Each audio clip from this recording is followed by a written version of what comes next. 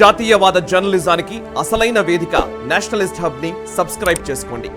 Notifications కోసం bell icon పై click చేయండి. నమస్తే, వెల్కమ్ టు నేషనలిస్ట్ హబ్. దేవభూమి కేరళ రాష్ట్రాన్ని రాక్షస భూమిగా మార్చడంలో కమ్యూనిస్టులు, కాంగ్రెస్ పాలకులు విజయం సాధించారు. సాంస్కృతిక చైతన్యం, ధార్మిక ఔన్నత్యం, ప్రాచీన ఆలయ సంపదతో విరాజిల్లిన ఒకనాటి దేవభూమి ఇప్పుడు సకల అరాచకాలకు అడ్డాగా మారింది.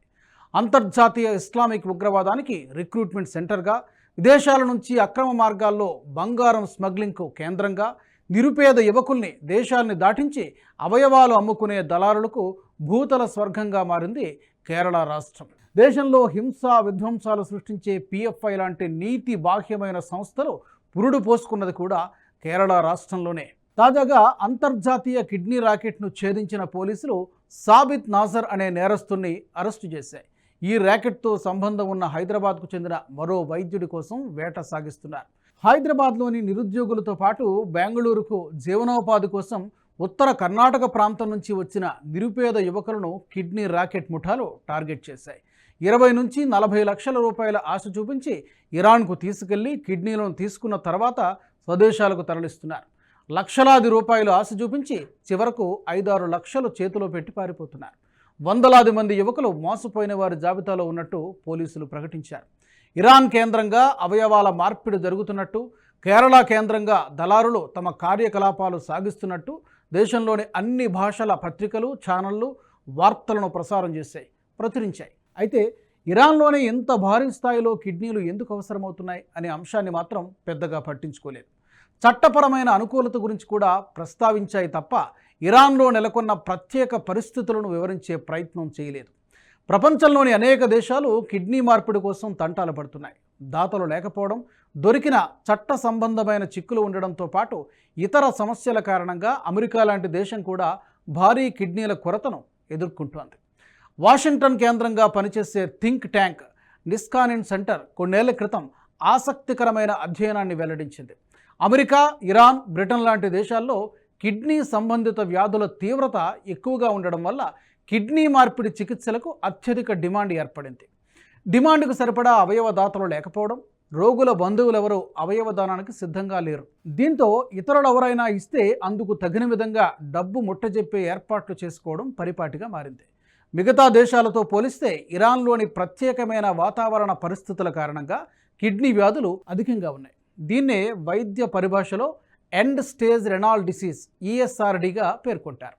ప్రత్యేకించి ఇరాన్లో 25-30 ఏళ్ల యువకులు కూడా హఠాత్తుగా కిడ్నీ వ్యాధులకు గురై వెనువెంటనే వాటి పనితీరు పూర్తిగా కృషించిపోతుందని అధ్యయనాలు చెబుతున్నాయి. 1979కి ముందు ఇరాన్లో అవయవదానం, మార్పిడికి సంబంధించిన చట్టాలు చాలా కఠినంగా ఉండేవి. 1979 ఇరాన్ విప్లవం తర్వాత పరిస్థితుల్లో చాలా మార్పు వచ్చింది. ఆర్థిక పరిస్థితులు మరింతగా దిగజారాయి. కిడ్నీలు మార్చుకోవాల్సిన వారి సంఖ్య క్రమంగా పెరుగుతూ వచ్చింది. ఆర్థిక సమస్యను అధిగమించి కిడ్నీ మార్పిడి చేయించుకోవాలంటే చట్ట సంబంధమైన అడ్డంకులు ఉండనే ఉన్నాయి. దీంతో ప్రభుత్వం కొన్ని సడలింపులు చేయాలని నిర్ణయించింది. 1988లో కిడ్నీ దానాన్ని చట్టబద్ధం చేసింది. అంటే మన దేశంలో ఎవరికైనా రక్తదానం ఎలా చేస్తామో అదేవిధంగా ఇరాన్లో కిడ్నీలను అంతే సాధారణంగా, సులభంగా దానం చేసే వీలు కల్పించింది. చట్టపరమైన అడ్డంకి తొలగిపోయి సౌలభ్యం ఏర్పడడంతో కిడ్నీ రాకెట్ ముఠాలు భారత్లో వాలిపోయాయి. భారత్లోనే ఎందుకు, ఇతర దేశాల్లో పేదరికంతో అల్లాడిపోతున్న ఆఫ్రికా దేశాల్లో కూడా కిడ్నీ రాకెట్ ముఠాలు వాలిపోవచ్చు కదా అనే సందేహం వస్తుంది. భారతదేశంలోకే వస్తాయి, లేదా ఇక్కడే ఏర్పడి అంతర్జాతీయ ముఠాలతో సంబంధాలు ఏర్పరచుకుంటాయి. అవయవాల దోపిడీ ముఠాలు భారత్ను ఎంపిక చేసుకోవడానికి అనేక కారణాలున్నాయి. వైద్యపరమైన కారణాలు మాత్రమే కాదు, మన దేశంలోని వాతావరణ పరిస్థితుల వల్ల ఆరోగ్యకరమైన కిడ్నీలు ఉండడం, విరివిగా లభ్యం కావడం వల్ల కూడా కిడ్నీ రాకెట్ ముఠాలు మన దేశాన్ని ఎంచుకుంటాయి. కేవలం మన దేశాన్ని ఎంచుకోవడంలోనే కాదు, ఏ రాష్ట్రాన్ని ఎంచుకుంటే సరైన దళారులు దొరుకుతారో కూడా లెక్కలు వేస్తారు. ఆరోగ్య రంగంలో దేశవ్యాప్తంగానే కేరళీయుల ప్రాబల్యం కొత్తగా చెప్పనక్కర్లేదు. మరీ ముఖ్యంగా ఉభయ తెలుగు రాష్ట్రాల్లో కేరళీయులు లేని ఆసుపత్రులు దాదాపుగా ఉండవు అని చెప్పాలి. ఈ పరిచయాలు ఆధారంగా చేసుకుని హైదరాబాద్, బెంగళూరు మహానగరాల్లోని ఆసుపత్రుల్లో ఉండే రోగులు, వారి బంధువుల ద్వారా కిడ్నీ రాకెట్ ముఠాలు తెలంగాణ, కర్ణాటక రాష్ట్రాల్లోకి ప్రవేశించినట్టుగా తెలుస్తోంది. ఆ విధంగా నిరుద్యోగులు నిరుపేదలను టార్గెట్ చేసిన కిడ్నీ ర్యాకెట్ ముఠాలు ఈ 2 రాష్ట్రాల నుంచి సుమారు 40 మంది యువకులను ఇరాన్ తరలించి కిడ్నీలు కాజేసినట్టు పోలీసుల విచారణలో బయటపడింది. అంతర్జాతీయ కిడ్నీ ర్యాకెట్ ముఠా ముందు కేరళ రాష్ట్రాన్ని టార్గెట్ చేసింది. 2018లో కేరళలో వరదలు విలయాన్ని సృష్టించాయి. రెప్పపాటున వచ్చిన వరదతో ప్రజలంతా కట్టుబట్టలతో ప్రాణాలు అరచేతిలో పెట్టుకుని చెల్లా చెదురైపోయారు. ఈ పరిస్థితిని ఆసరాగా చేసుకున్న కిడ్నీ ర్యాకెట్ ముఠా కొన్ని రోజుల తరబడి త్రిశూర్లోని కాలనీల్లో తిరిగి డజన్ల సంఖ్యలో యువకులను విమానాలు ఎక్కించి ఇరాన్కు తీసుకెళ్లి ఆర్గాన్ డొనేషన్ పేరిట భారీ మోసానికి పాల్పడింది. కేరళ రాష్ట్రంలో అత్యధిక సర్క్యులేషన్ ఉన్న మనోరమ దినపత్రిక how criminal gangs make a killing from organ transplant శీర్షికన 2020 నవంబర్ 5 నుంచి 2 భాగాలుగా కథనాల్ని ప్రచురించింది. అమానవీయమైన కిడ్నీ రాకెట్ ముఠాల వ్యవహారాన్ని బట్టబయలు చేసింది. తాజాగా బయటపడిన కిడ్నీ రాకెట్ వ్యవహారం దేశంలోని మరెన్ని నగరాల్లో ఆకృత్యాలకు పాల్పడిందో ఇంకా తెలియాల్సి ఉంది. దేశంలో ఏ అలజడి రేగినా, ఏ దుర్ఘటన చోటు చేసుకున్నా కేరళ వైపే వేలు చూపించే పరిస్థితి ఏర్పడింది. కొన్నాళ్ల క్రితం బెంగళూరు మహానగరంలో జరిగిన రామేశ్వరం కేఫ్ పేలుడు కుట్ర మొత్తం కేరళ కేంద్రంగా పుట్టుకొచ్చిన పిఎఫ్ఐ చేసిందని పోలీసులు తేల్చేశారు.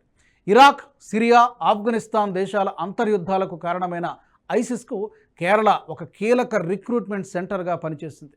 అక్రమ మార్గాల్లో బంగారం స్మగ్లింగ్ చేయడంలో అందుకు రాష్ట్ర ప్రభుత్వం మద్దతు తీసుకుని దొరికిపోయిన ఘనత కూడా కేరళ రాష్ట్రానికి దక్కుతుంది. చివరకు మనుషుల అవయవాలను సైతం మార్కెట్లో వస్తువుల్లా కారు చవకగా అమ్మి మరింత అపఖ్యాతి మూటగట్టుకుంది కేరళ రాష్ట్రం. తప్పిదం ఆ రాష్ట్ర ప్రజలది కాకపోవచ్చు, కానీ ఇంత తతంగం జరుగుతున్నా చోద్యం చూస్తున్న ఆ రాష్ట్ర ప్రభుత్వానిదని చెప్పక తప్పదు.